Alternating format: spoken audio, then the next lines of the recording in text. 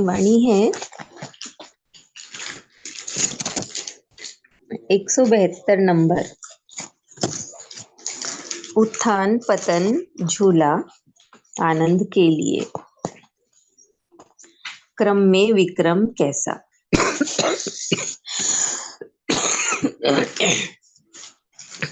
तो गुरुदेव कह रहे हैं वाणी में, उत्थान पतन झूला, उत्थान पतन झूला आनंद के लिए, क्रम में विक्रम कैसा। तो यही भाव गुरुदेव का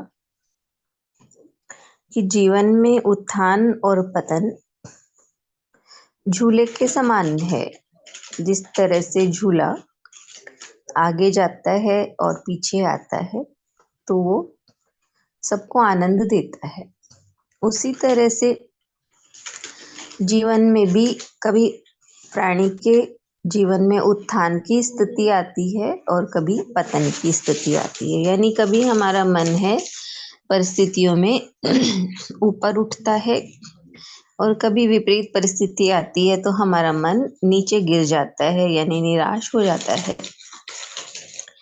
तो ये इसको गुरुदेव ने झूले के समान बताया है, उत्थान और पतन झूला।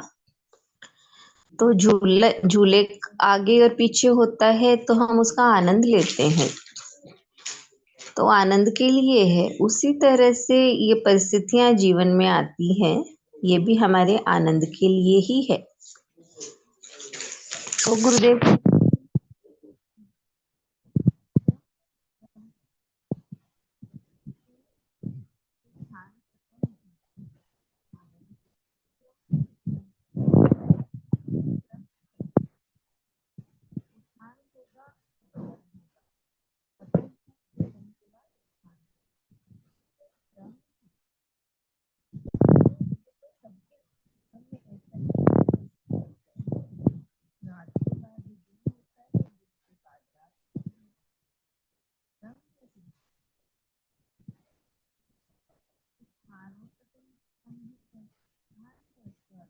आवाज नहीं आ रही थी।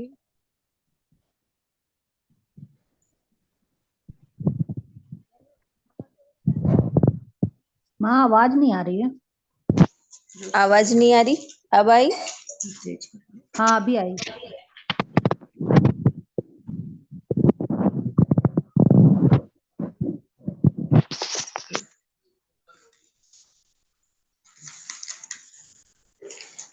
तो ये बताया कि हम चाहें कि हमारे जीवन में कभी पतन आए ही नहीं, उत्थान ही उत्थान रहे,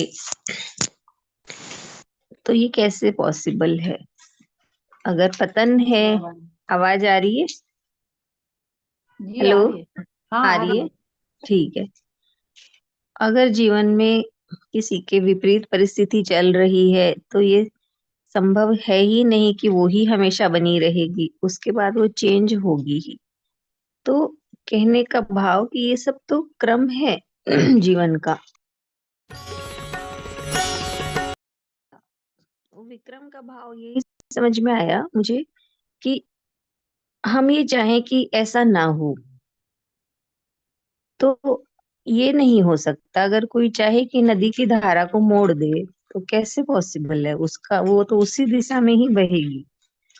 तो इसलिए गुरुदेव कहते हैं कि हम इसको, जो चीज जैसी है जीवन में उसको वैसी ही हम स्वीकार कर ले क्योंकि ये चेंज होगी ही होगी।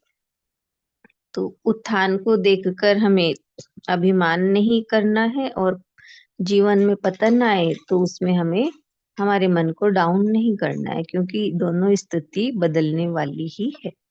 इसलिए दृष्टा भाव से उनको देखना है हमें, और जीवन का ये भी एक आनंद के लिए ही है। हरिओम।